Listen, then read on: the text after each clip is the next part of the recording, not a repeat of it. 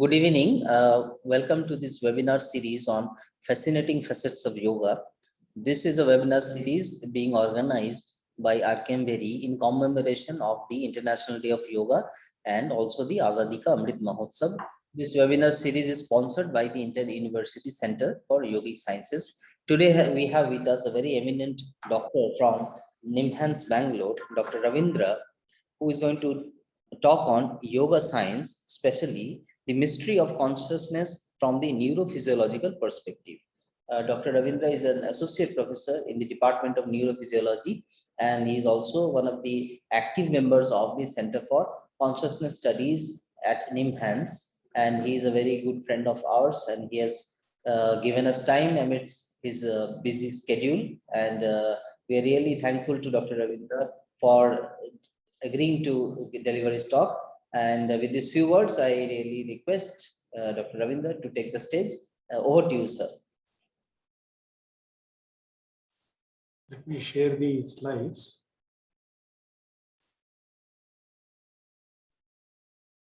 Is the slide visible? It's visible. Okay. Namaste to everybody. And I thank Swamiji and all the people who are associated with our Vivekananda University for this opportunity. So it is always elated and happy to talk to our university at that of the Vivekananda. So today, I would like to share some of the ideas about the neurophysiological perspective of consciousness and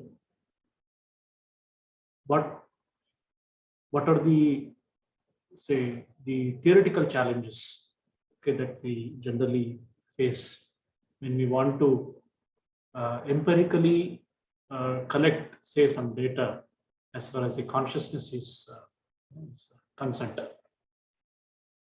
So all of us, we know that the personal experience is the most intimate reality as an individual for all of us, because all our sensory bombardment that comes, and through that sensory bombardment, the sensation or the perception and the sensation and its related cognitive and emotional process that happens, and that particular, that experience is very, very private for an individual, and nobody can deny this particular truth. And because as an individual that I'm experiencing all these things, whether it can be a mundane experience or it can be a highly spiritual experience, or it can be an altered experience due to various factors, but that particular experience is a reality for an individual. And because I'm personally feeling that, so I regard, okay, this is my consciousness. So therefore I think I hear, and most important is I am aware of myself and the surroundings. So therefore I feel very conscious. So where actually this consciousness is? How do we approach this particular, say, study of consciousness from the from the brain perspective or from the biological perspective, especially from the brain perspective? Or the question is, does this complicated neural network that the nature has given us, is it an essential to have a conscious experience? Or is there a very, say, minimal amount of neural substrate or tissues enough for a person to be consciously aware of himself? Or is a brain, is it a must or a mandatory, if at all, if anything, to have a conscious, that particular experience? So these are all the different questions. So that has been debated and it has been explored. And so where do we stand at this point of time? Have you answered about all these questions? by itself is again, it's a very big question. But where is this consciousness? What it is? Is it a thing, or is it a force, or is it a biological process? And because of this biological process, something that emerges out, and we say, okay, it is my personal experience, or is it located anywhere? So all these things are very important because to understand from the neuroscience perspective or from the biological perspective. So definitely one thing is very sure from physics point of view and also from the neuroscience perspective is that consciousness is non-local. So even from the brain perspective, we cannot identify and say, okay, this area of the brain is what that is very important or a unitary experience of consciousness. Because the concept of how the brain works has changed tremendously. It is not about a single region. Even the single region can be a very active hub of the processing of certain information or certain inputs, but the unitary of the subjective experience of everything is brought about by a network that happens. So, is it a process? So all these things are the very simple, these basic questions. All these things are basic questions where in the framework where the neural correlates of consciousness, which is the first coined by Francis Crick, with one presumption that whatever our subjective experience, including the mundane experiences, like our sorrow, our joy, our ambition, right? All these things. So he told it's a complicated, interaction between different neural network and its associated molecules, and through these things, okay, it emerges some of the subjective experiences to certain extent, if not for the complete extent, even today. So some of the work has been carried out right within this particular framework. But what is the most important mystery of consciousness is that whenever we are evaluating the first person experience or the first person perspective and experience of consciousness, the most mystery, as Max Planck said, is we ourselves are the part of this particular mystery. So it is not that, okay, you have a subject and object and we are evaluating from the subject point of view or from the object point of view. Either it is a subject or the subject is evaluating himself, okay, from an object perspective. So because we ourselves are being the mystery, okay, of this particular the phenomenon of consciousness, so which is very highly embodied, or it is very highly entangled with this.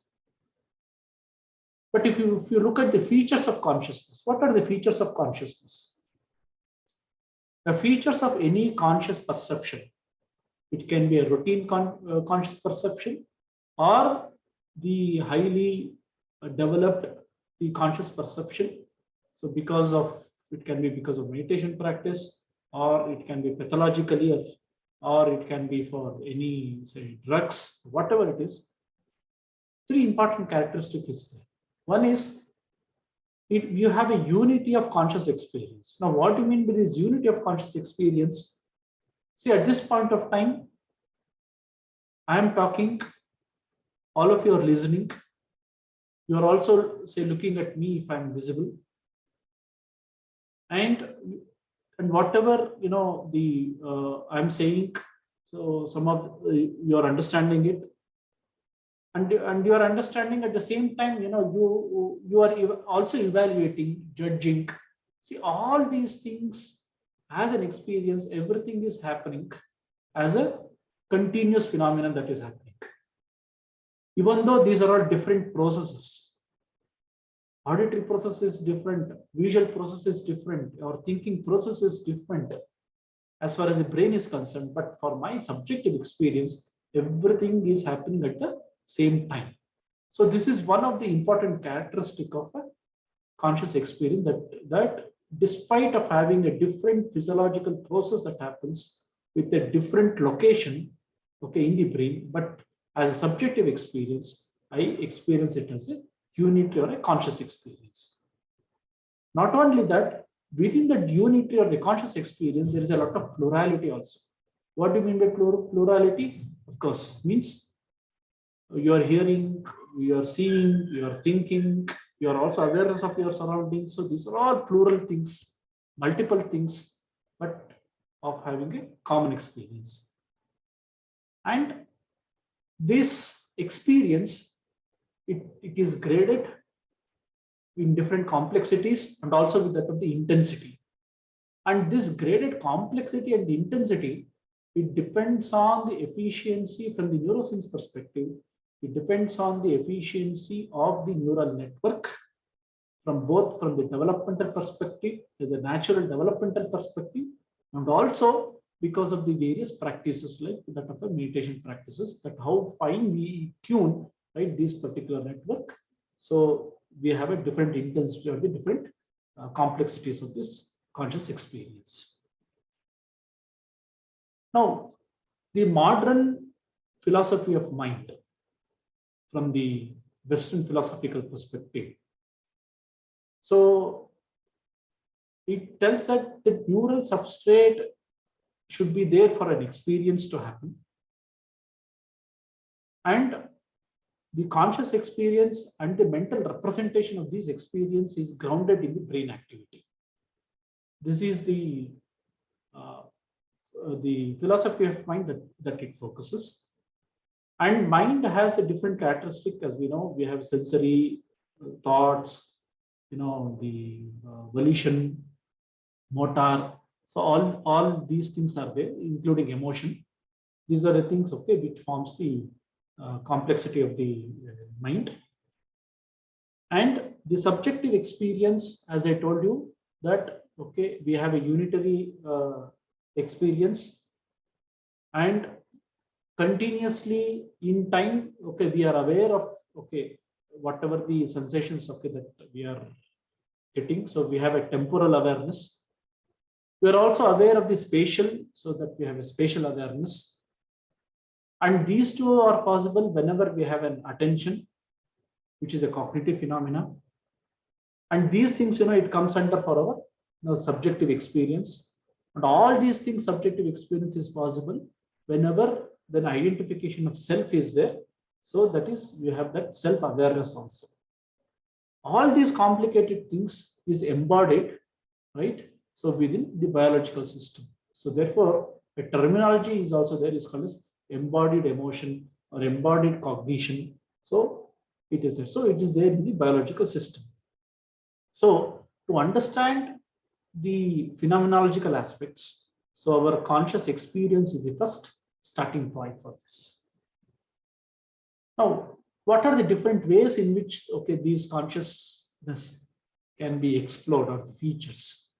Four important things. One is purely subjective, a phenomenological experiences, first person perspectives. How are you feeling? Are you feeling happy? Are you feeling sad? Are you feeling joy? Okay, you take a stimuli, right, and just record the subjective experience. And the other is how the subjective experience is represented in the neural network. Is the next important thing. And what are the subjective? And what are the subjective? These are all the information that gets encoded in the neural network. And so, in form of information, this is how a computation thinks it goes on. And all these things, whether it is phenomenological or representational, how at the functional or from the neurobiological perspective, how it can be described. So we have these four different aspects in which the features of consciousness so can be explored. But the word consciousness itself is not a technical term. Now, what do you mean by it is not a technical term? Is because as such we don't have a uniformly accepted definition of consciousness. So therefore, it is not a technical term. So when there is a concept which doesn't have a definition, so how do we approach this issue, or how do we approach this particular say phenomenon of consciousness that we need to explore? So there are two ways to approach. That is, from the subjective point of view, we know that all our say experiences, it can be a mundane experiences or the experiences because of the spiritual practices, at very subtle way, it has an object and it has an object oriented. It can be for any sensory input, they have an object oriented, or it can be from the mental input by itself. The thought itself can be an object for an experience to happen. So one thing is, can we define that particular target, where that particular target should be uniform and it should have the where that could be experienced with the most say common people for all our mundane say, experiences. That is number one. Or number two is, can we explore in another way, trying to understand the mechanism or the pathway in which this particular experience gets unfolded? Because we know something, how this particular input, a stimuli, is processed at different levels, and understanding those processes in depth by itself, will it be possible for us to reach the to understand that experience or to that of a consciousness? So therefore, because there is no definition and we have two ways of exploring this particular say consciousness, so approach to understand the consciousness cannot be like that we use the methodology to understand a natural phenomenon. So it should be a different. So how it is different? So there are two, say from the say the modern say neuroscience perspective. So there are two philosophical inputs to this. Descartes, he says, I think, therefore I am. Right? So here, one important thing is, okay, you have a cognitive input, and because of these cognitive processes, a sense of I-ness is emerging. So therefore, I try to understand the cognitive phenomena that happens and go for the experience. Husserl says, it's not, I am, therefore I think. So first, Husserl says the concept of self, that concept of self should be there. And based upon this concept of self, so a lot of cognitive phenomena it emerges. So therefore, approach is, first we have to try to identify what is the concept of self or what is the concept of I. But in both this process, in contrast to our philosophical understanding, the concept of subjectivity is clearly identified with the human being or biological structure that is associated with the humans. But on the contrary to the yoga, on yoga science, the fundamental aspect of consciousness, it tells it is how the nature is developed, whether it is external nature or the internal nature, right? The fundamental aspect of the whole nature is that it is, or the consciousness is the most fundamental aspect of this. And when this consciousness has to be approached or has to be understood, okay, from the biological perspective or from the human perspective, right? So this whole pervading consciousness, it has to interact with the biological system to get that subjective experience. So these are the two important contrast that is there from the yoga perspective and also from the natural or the science perspective that we are dealing with. So from the yoga perspective, so all of us, we know about how the Sankhya philosophy has developed, and where the consciousness is considered as a separate entity, and mind has a separate, entity by itself, and different, the classes of, the qualities of mind or the features of mind has been described, uh, starting from the sense to development of ego or the intellectual things and all, and how these things interacts with the outer world. That's what we perceive. And of course, and based on this, so many gunas and everything has been described. But important aspect to try to understand the cognition and consciousness from yoga perspective is that the cognition, the sense of cognition, the connection between the intellect and the consciousness should be there for anything to for cognition to be perceived, because at the end of the day, my subjective experience is based on my cognition. How do I cognize whether the external or the internal things? So the ability to cognize something, right? So according to Sankhya, like both the sense of consciousness and the intelligent or the intellect, okay, should be connected with each other. So therefore, cognition and consciousness, okay, cannot be separated as such, and it has to go together. But this interlink between cognition and consciousness, which will be there for our mundane practices or mundane experiences, with the intense meditation practices, it can be delineated, is what philosophy says. Now, how do we approach, say, based on this particular, the things? So the whole structure of, from the yoga perspective, so we know, okay, it is made up of 5 elements. 5 elements, we have these sense organs, and these sense organs, okay, brings about a very specific the perception with all our the vision, sound, touch, taste, smell, okay, with all those things. And these things, the complicated, it forms the structure of the mind. And this particular mind, it interacts with a separate entity called as consciousness or the Purusha, which brings about our subjective experience. So where do we tackle, say, this approach from the biological perspective? And how do we evaluate this? So one aspect over here is that when it comes to the sensory perception, or it could be for the sensory receptors, 2 important things are there.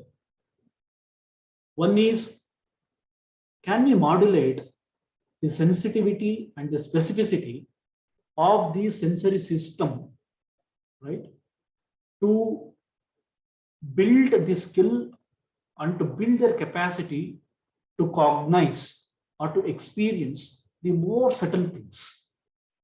So is it possible? Theoretically, yes, it is possible.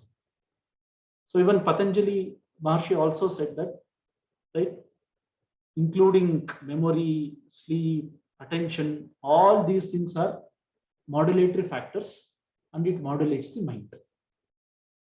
So with this perspective, can we try to approach to understand the path or the process of trying to understand the consciousness?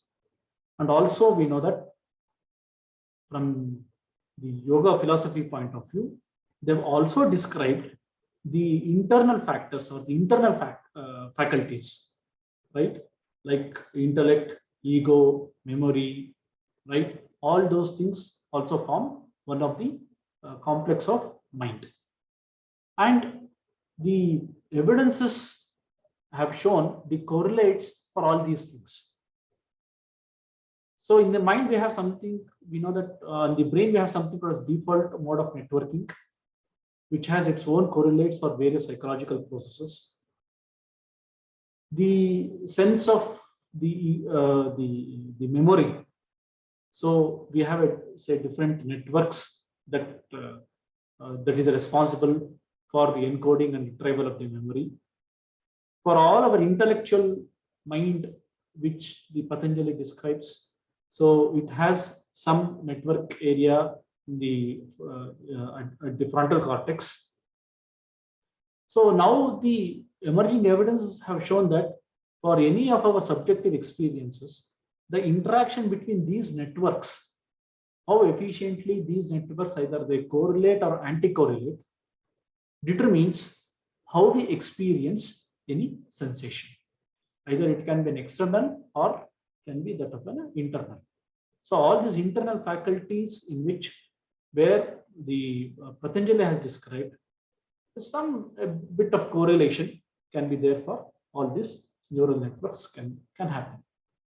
And subsequently we know that, so Patanjali has given all these different Ashtanga yoga, and there is a fair amount of evidences to show that how these things influences various networks, physiological phenomena, and which can bring about various psychophysiological effects.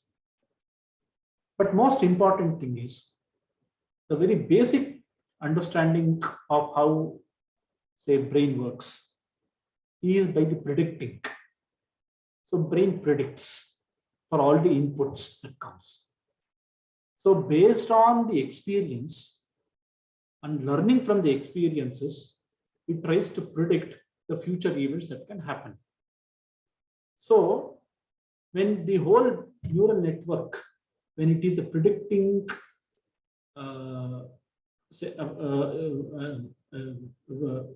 where it works with the prediction, and for this prediction is modulated by the sensory inputs, and the quality of the sensory inputs is modulated by how these our sensory organs or its representation in the brain, which I showed you earlier, that is become fine-tuned. And this fine-tuning, it can happen with our meditation practices or that of the yoga practices. So I hope I'm making it very clear now.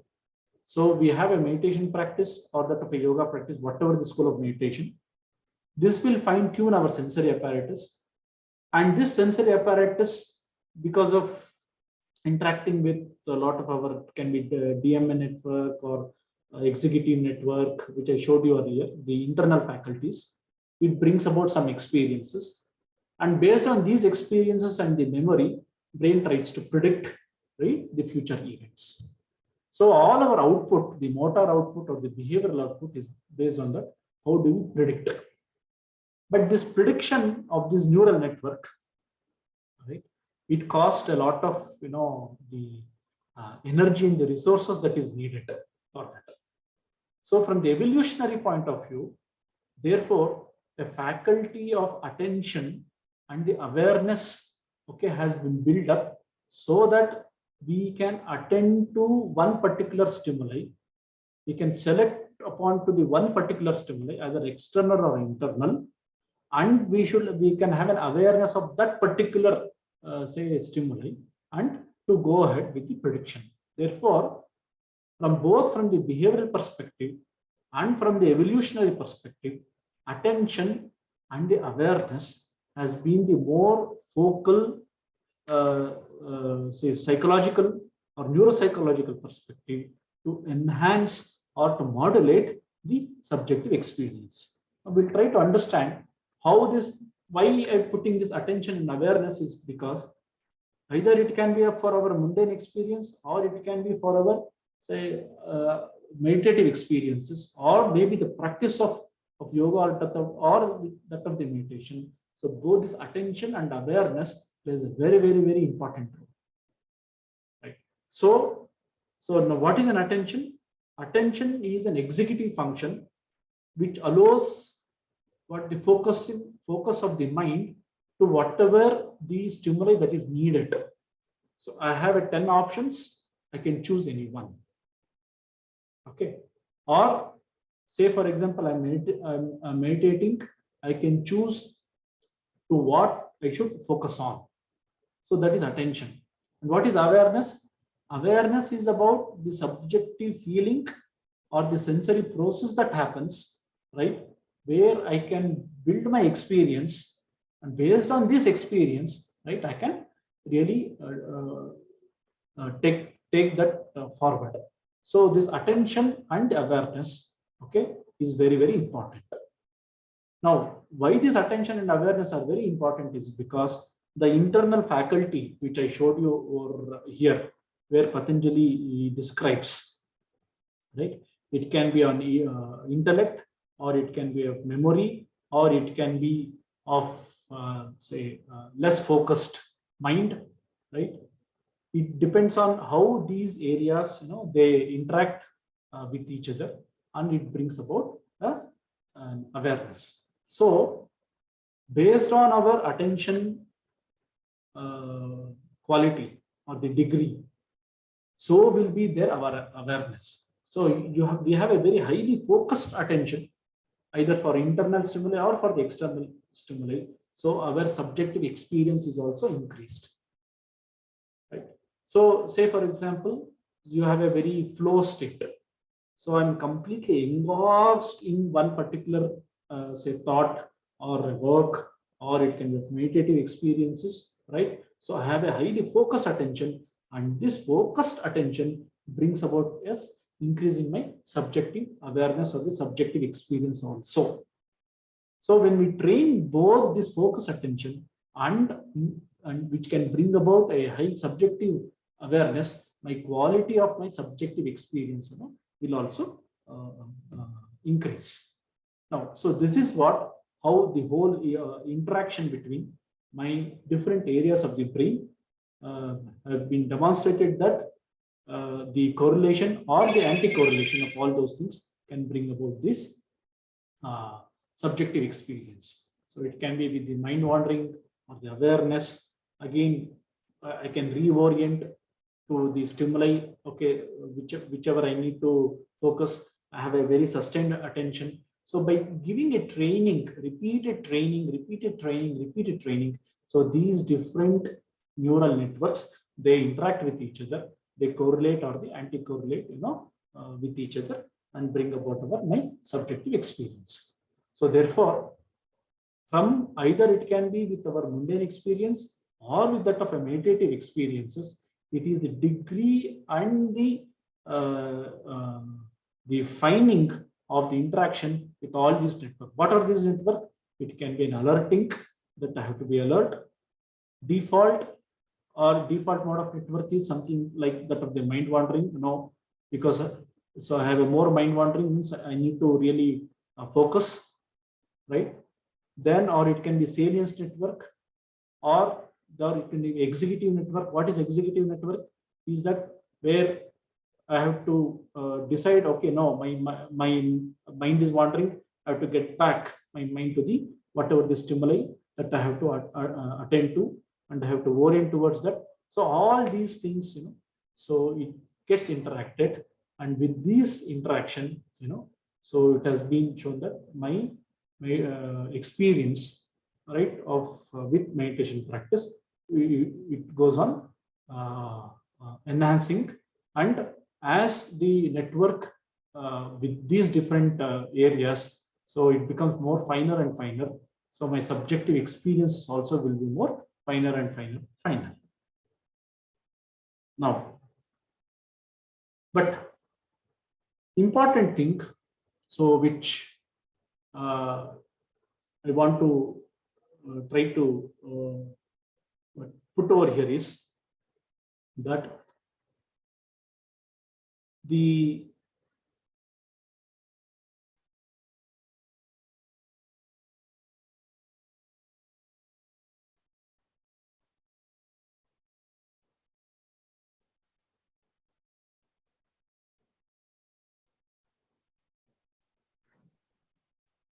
Connection, is the connection okay? hello, am I audible? Yeah, now you are. Okay. Yeah, now it was broken. Yeah. Continue, sir. Yeah. So important thing right over here is, as the with these mental processes or with these meditative experiences, right? When I go into more say deeper aspects, when I start focusing on one thing where my attention is more, right, and my awareness is increasing, my subjective awareness, that is my sensing, it can be of my internal sensation or the subjective sensation that is coming, right, it will be more and more. If I have a more unfocused mind, or where my mind wandering is more and more, right, then my thinking capacity and also the subjective sense, right, will be very, very, very minimal. Or if I practice say some other techniques where I will be focused, attention is also there, but I am not engaging my emotions, right, to the whatever the thought process that is happening, still at that point of time my thinking and my sensing also will be less.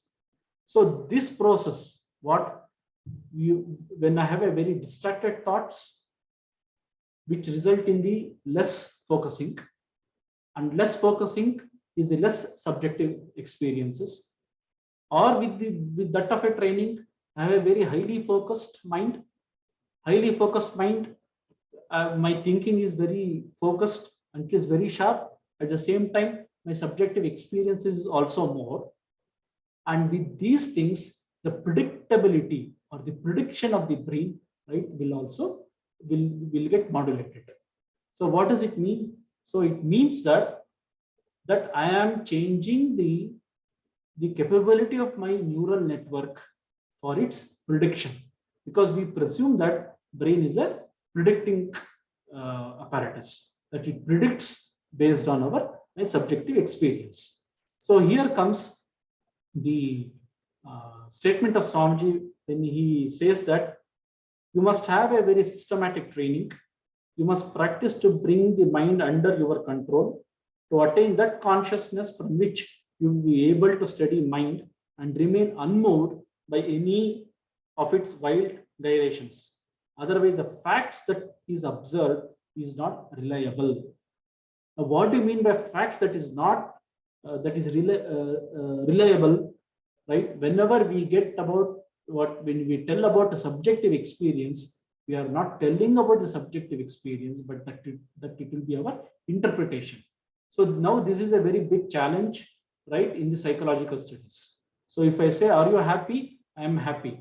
So are they really, is it an interpretation of his own interpretation of what that particular person is feeling? And that interpretation can vary based on the context, based on his experiences, or based on his memory. But behind this interpretation, we have that feeling that comes. So how do we trap that particular feeling? So to trap that particular feeling, or to get an access to that particular feeling, right? These practices, these meditation practices enables our neural apparatus to go deep into it and to get access to that particular feeling. So therefore, in this sense, right, where the meditation practices will be very, very, to evaluate the effect of these meditation practices, to have this access to a very pure, or to that of the experience, or the conscious experience. So therefore, again come back to the subjective experience. So we have two important, that we have a very weak experimental design. It's just to say, are you happy? Are you sad? How are you feeling? So this is a very weak thing, but you have a very strong methodology. What is the strong methodology? That beyond the subjective interpretation of an experience, so is it possible for a person to perceive that pure perception without any of its interpretation?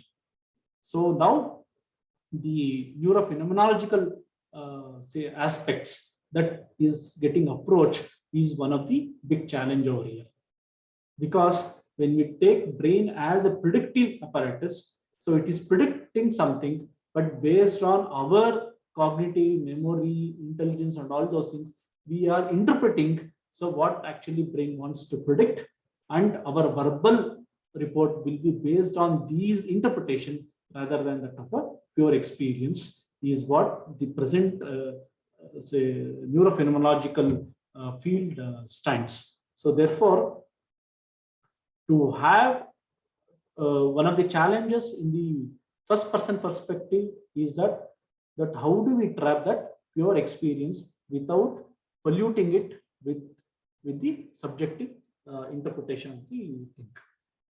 Now, so with this particular background, there is one experimental evidence which tells that irrespective of your behavioral state, whether you are in coma, whether you are in altered conscious state, whether it is you are in deep sleep, or whether you are in say waking state, whether you are in a meditative state, or whether you are in say dream state, one particular network will be active, is paralimbic cortex. So paralimbic cortex is one that is associated with our, where we can capture in our parietal lobe. So, and we have a very tonic gamma frequency range in this paralimbic cortex, okay, that will always be active, which is one that is attributed to have about the self-awareness, because this is also seen to be very active even in the deep sleep, where there is no a conscious self-awareness. It is also found to be active, this particular region, even in the minimal conscious state pathologically, where behaviorally a patient cannot express what is his cognition is, what is the emotion is, and all those things.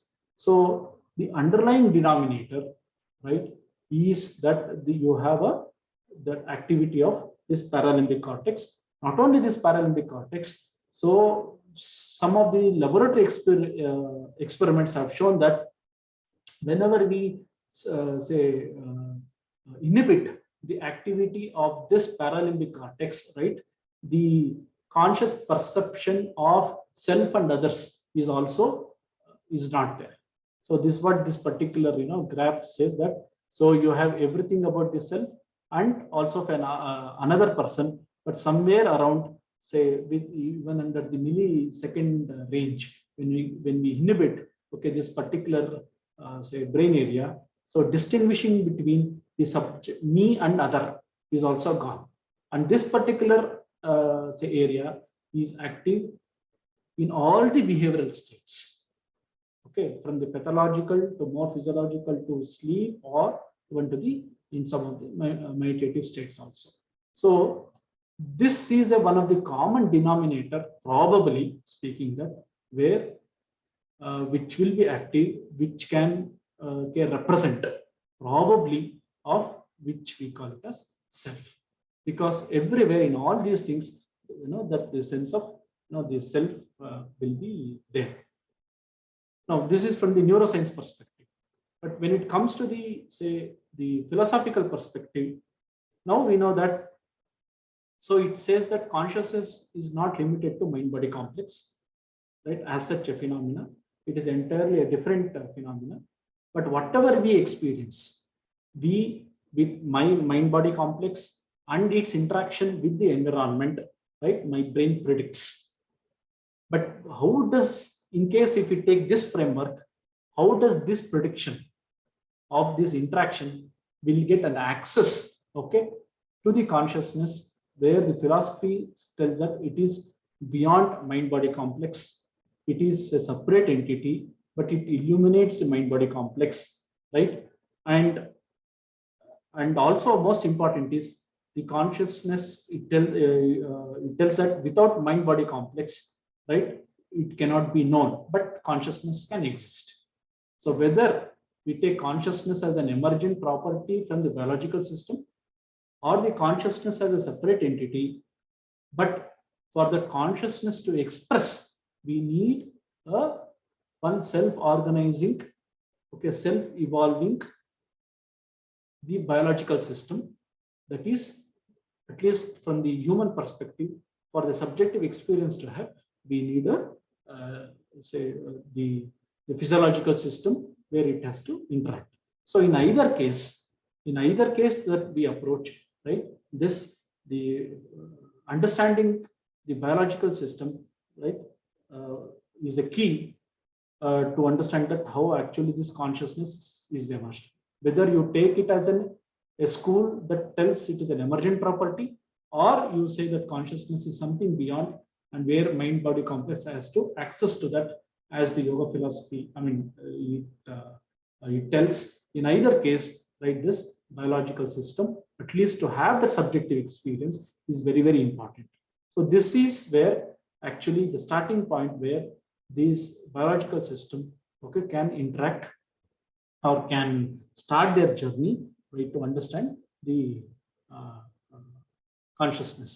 So therefore, when Swamiji says that the highest meditation is to think of nothing, if you can remain one moment without thought, great power will come. So still at this point of time, right, even there is a one aspect of thinking of nothing is there. So similarly, if not, chronology is also then the deep sleep. Do you have a conscious experience of deep sleep? You don't have a conscious experience of deep sleep. But the Advaita philosophy says, yes, you are experiencing, but what? Experiencing of nothing is also there. So, but you are experiencing, you are experiencing that. Even at this, okay, even in the deep sleep state also, so we have found that, there is an evidence where this paralimbic cortex will be very, very slightly active. Can we correlate these things, okay, with the sense of self, where the subject is, experiencing, okay, of something? It can be content or the contentless, whatever it is. So a natural contentless state can be of a deep sleep. But with the say meditation practices, the person can also reach to the contentless state. But even the contentless state is also experienced by an agent or by an agency. So that is also there. So therefore, so 4 important points, okay, which brings where the philosophy and the neuroscience, they have to interact. Number 1, pure consciousness, it can be grasped by thought, but it is not synonymous with thought. So what is the difference between thought and the pure consciousness? Is consciousness is always conscious of something, right? Or is the consciousness has its own independent existence? If at all it has an independent existence, how is that we can, subjectively experience, that? And the other thing is the consciousness is always an object oriented. So there should be, is there an essential that you have an object, or always to have that consciousness to be there? So all these, so say philosophical dialogue is based on the Western concept, where it is firmly belief on self. But on the contrary, even though we have, as I told you, that we can approach from the biology point of view to understand consciousness, where the self and all those things, but the most important caveat that come from the from Indian philosophical is that with a firm conviction that the self is an illusion. So if the self is an illusion, then how can we explain the self from with all these say biological these processes? So these are the 3 important questions which comes to me.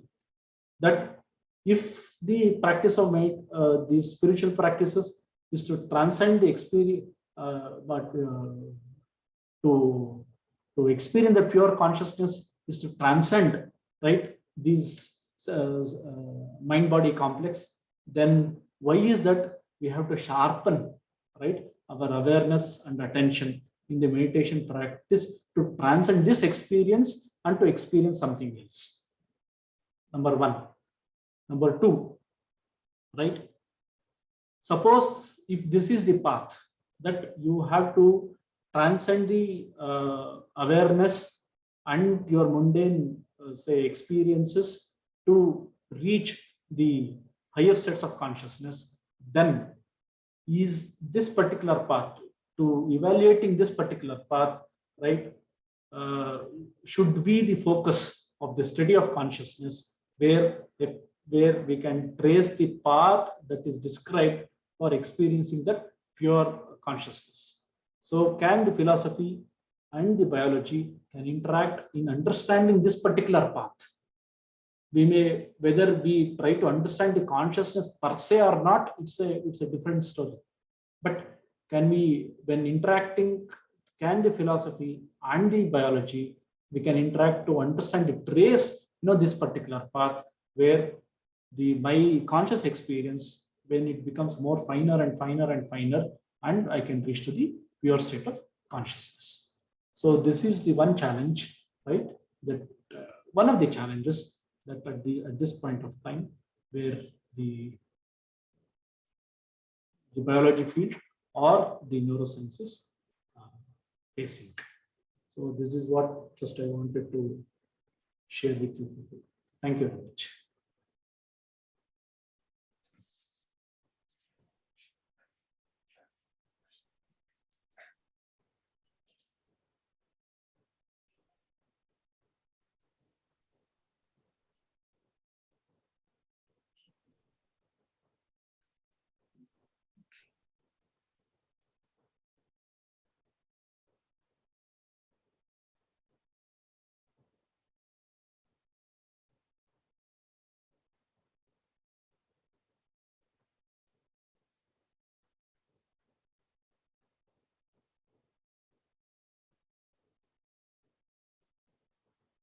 Hello? Am I audible? Yes, sir. You're audible, sir. Sir, can you please stop sharing the screen, sir? Okay.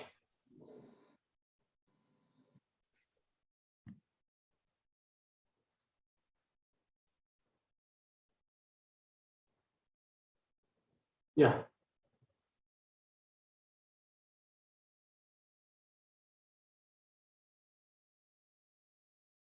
Yes, sir. Wonderful talk.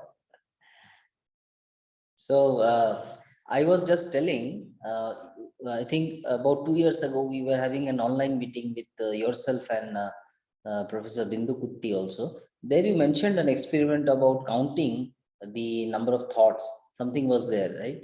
If I am not wrong.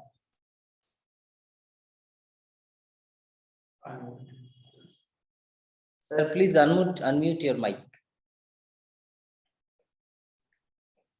So that is based on the microstates analysis. So where if you record an EEG in any given say state, it can be, say for example, we record an EEG in a normal resting condition. So generally the procedure is, okay, you open the eyes and you close the eyes and you record the EEG. And when you record the EEG, okay, you tell, okay, which wave, what wave, and all those things are there. But now we have a advanced analysis where we can try to understand what is happening even at the microsecond level. Okay, say in this say 1 minute or 2 minutes of recording. Not only that, we can also source these microsecond level of activity to a particular area of the brain. So this microstates analysis, because it has a very short say time period with that of a say milliseconds. So from the neuroscience perspective, it has been considered to be as a signature of a thought, a particular thought process that is happening. So it is called as, it's an advanced analysis of EEG. It is called as microstate analysis.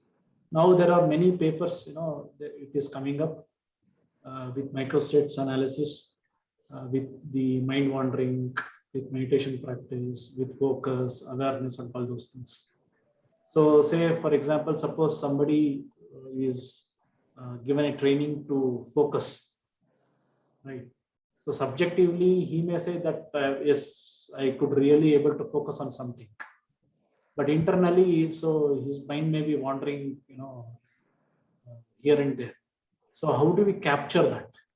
So this capturing of this mind wandering is brought about by this microstate analysis. where we can see that there will be flipping of the mind from one state to another state very, very frequently.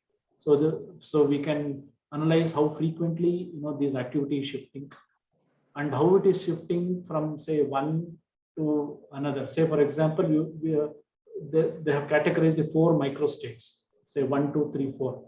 So is the shifting is between 1 and 2 or 1 and 4. So how frequently is this particular shifting? And these 4 microstates is attributed to certain areas of the brain and in turn into a particular thought patterns. So this is what is called as microstate analysis. So, sir, my question is, then how can we correlate?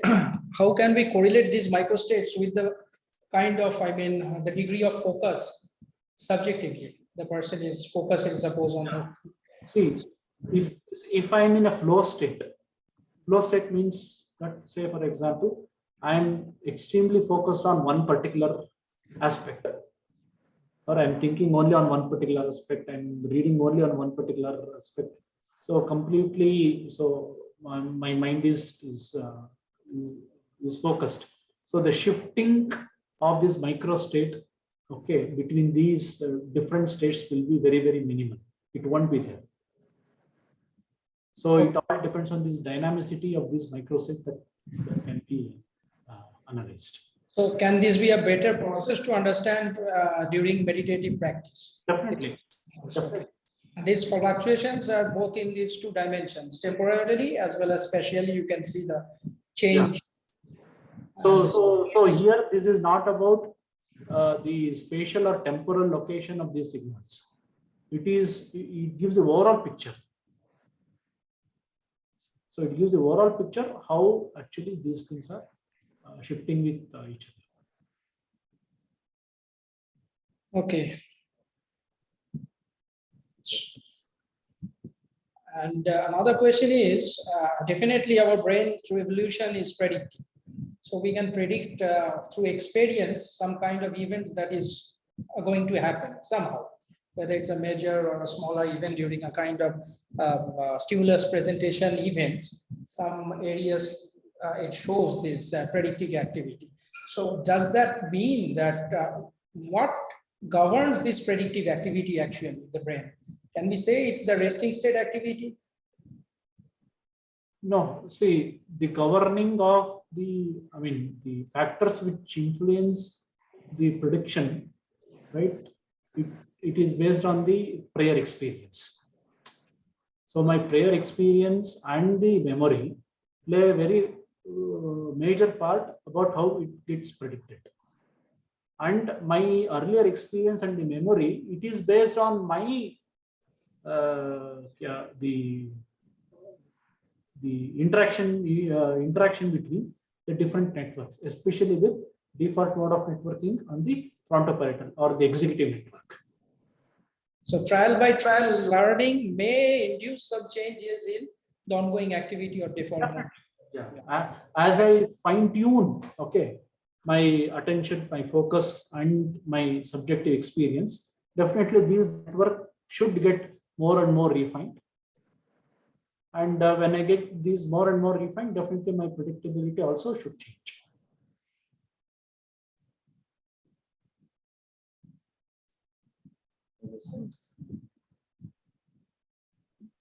So thank you, sir. Thank you so much.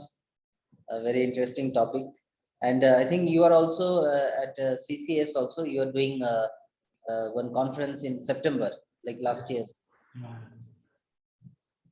So we have a tentative conference in the month of September. It should be on 22nd, 23rd, and 24th. So it's a comprehensive thing on consciousness based on both on neuroscience, psychology, sociology, artificial intelligence, applications, all those things. The best, we are trying to get the best minds in the world for this conference. So many people have agreed, but still it's in the process. Sounds also coming. That is so we'll try to participate or as much as we can. Yeah. And we also have the representation from various schools of philosophical thoughts also. Anyway, so Swamiji and Sarvapranji both are there from our school. And, we are also trying to get somebody from Shaivism and Sufism. Okay, sir, thank you so much. So we formally close the session today. Thank you.